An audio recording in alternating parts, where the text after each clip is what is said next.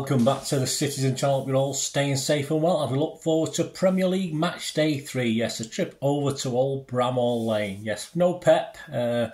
Yes, I've commented on that elsewhere. Yes, a little bit worried. Not too much worried, but a little bit worried, I must admit. But I think we'll be good enough and the boys will do it. Won't let us down, will they? Hopefully. Fingers crossed anyway. So welcome to PEP'S 11 as we look forward to the 2 PM kickoff on Sunday the 27th of August 2023.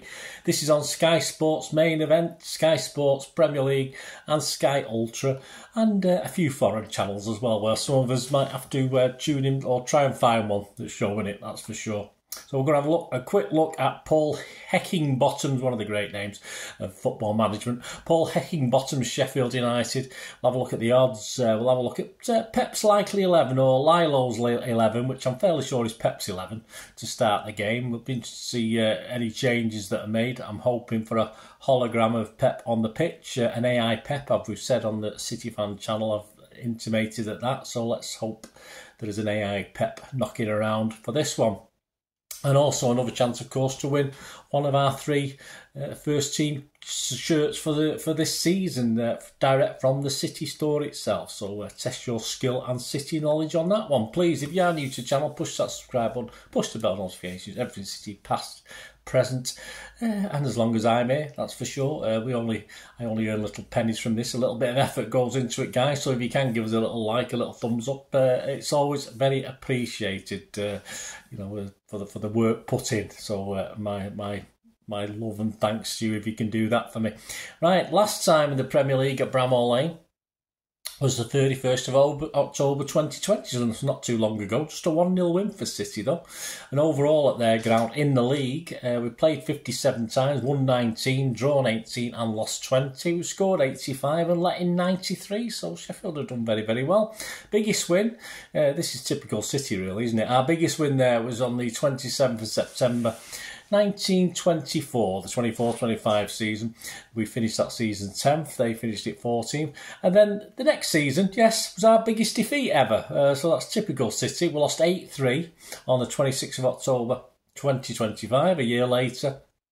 It's great being a City fan, wasn't it? And that season, of course, we ended up being relegated in 21st spot, and Sheffield United had a pretty good season. They finished 5th. But how about the new Blades? How have they fared so far? I mean, I do have Sheffield down as one of my 3 favourites to get relegated. I've not seen anything just as yet to sort of cancel that out, although they have been fairly active and trying to be active in the transfer market, even when I'm doing this 2 or 3 days before the match.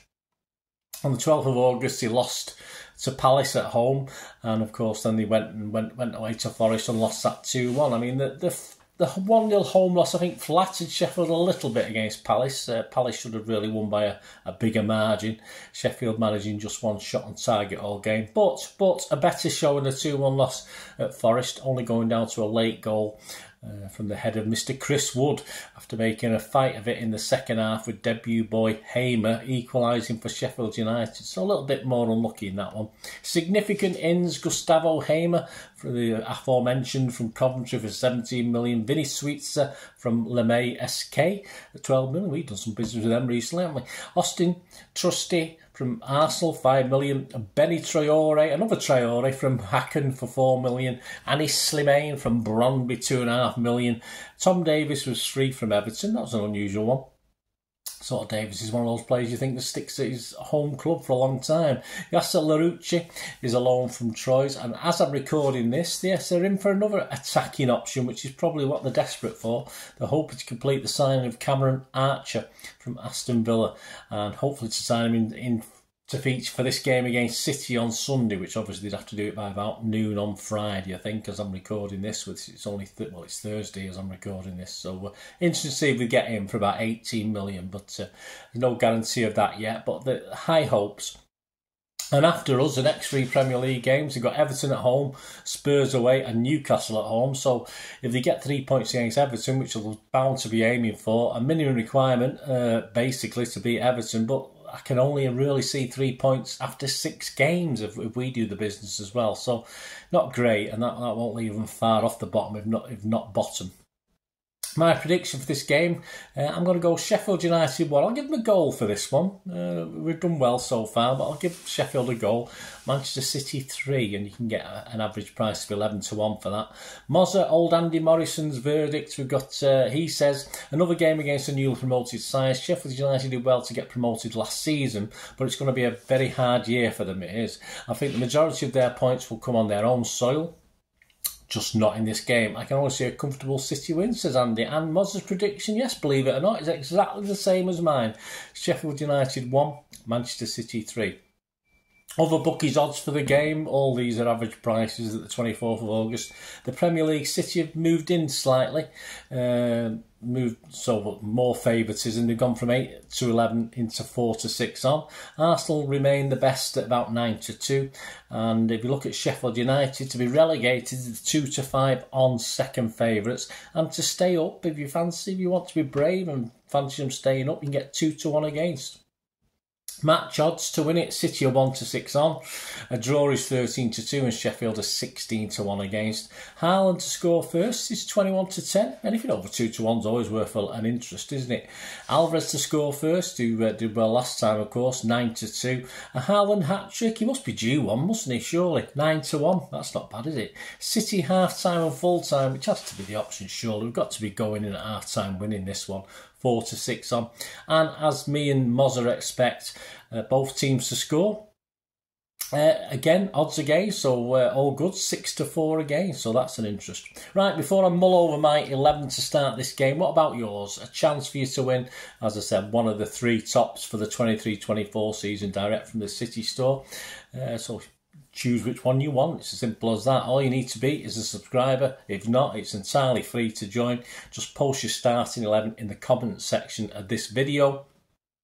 And beginning with, very important, make sure you put hashtag Sheff, S-H-E-F-F, hashtag Sheff, then your PEP'S 11. So do that, and then of course all I need as well to just to test it even more. Just give us a scoreline. So for instance, mine would be hashtag S-H-E-F-F, my PEP'S 11, and I'll put City 3-1. So just put your scoreline at the end of it as well. But do remember that hashtag S-H-E-F-F. Any entries without it will be ineligible for the prize. Some little T&Cs quickly. All entries must be posted by 9 AM on the morning of the game, which is Sunday the 27th of August. I will put a little note on when it's closed. You might get a few minutes, an hour or two after, depending how quickly I can do it. Any time after that won't be eligible for the prize. If more than one winner, I'll make a draw to decide who wins. And please note, only one entry per subscriber. Don't do a long list of 11 entries. I'm sure you haven't got the time anyway.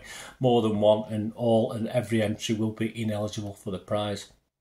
And as ever, my decision in respect of all matters to do with the competition will be final, and no correspondence will be entered, and winners will be contacted by reply through YouTube. Good luck with that, guys. Right, on to my 11. Here you go. Here's my 11. So we've got to start with my 11 and base it on this. Yeah, you never know. Never know.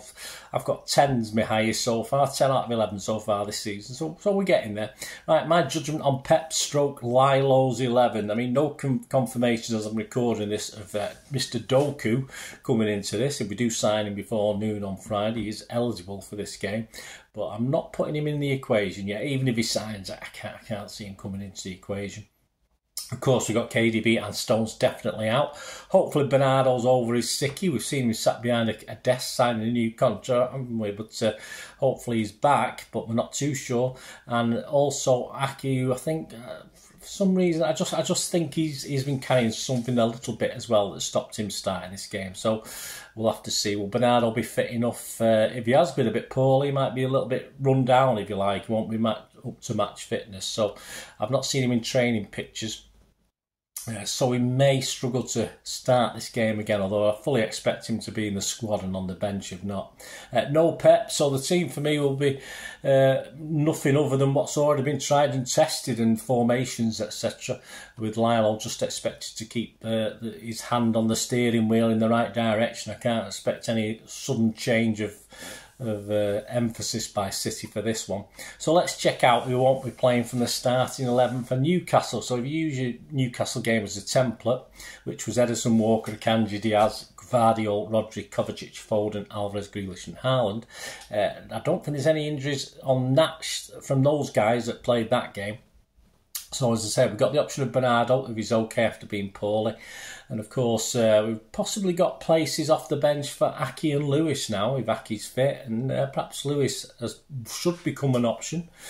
For me, if Bernardo is fully fit, risk would be Grealish and Alvarez. But it's a big, big if with Bernardo. As I said, I think I'm fairly sure he's going to start on the bench. And of course, would Pep be brave enough to drop Grealish, or Lilo be brave enough to drop Grealish?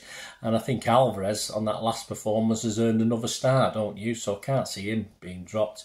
Ake, if he is fit, I can see him coming in for Gvardiol, even though he had a good debut. I think I was perhaps rushed into it more than perhaps he wanted to. So I can see Ake perhaps coming in there. And Lewis for Walker against Sheffield United, though. It's his old muckers, isn't it? It's Walker's old team. So you sort of, again, with being the captain, you think he might keep his place and Lewis might have to wait even more. So that's my little thoughts behind it. I'm going to make one change to the Newcastle team that started against Newcastle. So this is my 11. Let me know what you think, guys. Ederson, Walker, Akanji, Diaz, Ake, Rodri, Kovacic, Foden, Alvarez, Grealish and Haaland. As I said, just one change to the Newcastle game. Tried and trusted. As I said, I think we've got to play safe with no Pep on the touchline to make any little machinations and tweaks, if you like, to the thing. So I think that if not the full 11 against Newcastle, I do expect at least perhaps 10 of those guys, as I've done from that lineup, to start this game. And that's that, guys. Please check back on Sunday evening, well, I will stick out my player ratings and talking points show, so that'll be out Sunday evening for you. Also, please check out, already out there, I enjoy doing these back in time things, as you know. I'm a history one as well. I'm a history vlog, not just City present. Of course, I look back at a Bramall Lane 6-goal thriller as table-topping Manchester City visited high-flying Sheffield United back in 1972. Yeah, it was another year or two before I went to Bramall Lane, but yeah, I look back at that one. A good game, some interesting games, some interesting stuff. So if you can join me and watch that, that's out there already. There will be links on screen and in the comments below. So check that out. And as I said, get your PEP'S 11 in. Don't forget the hashtag SHEFF before it, PEP'S 11, and then your scoreline, your predicted scoreline with City score first. So do that. Yeah, it seems to be increasing week on week. Let's try and win it. Let's see how clever you are. Let's see if you can predict Pep's or Lilo's 11 this week. I've not put Lilo in. I've just put a hologram. I've just put a holographic Pep in, our AI Pep, if you like. So let me know what you think, guys. Great to hear from you. Till we meet again. Oh, that's one thing, don't I? Please stay safe, Blues. Come on, City. Bye for now.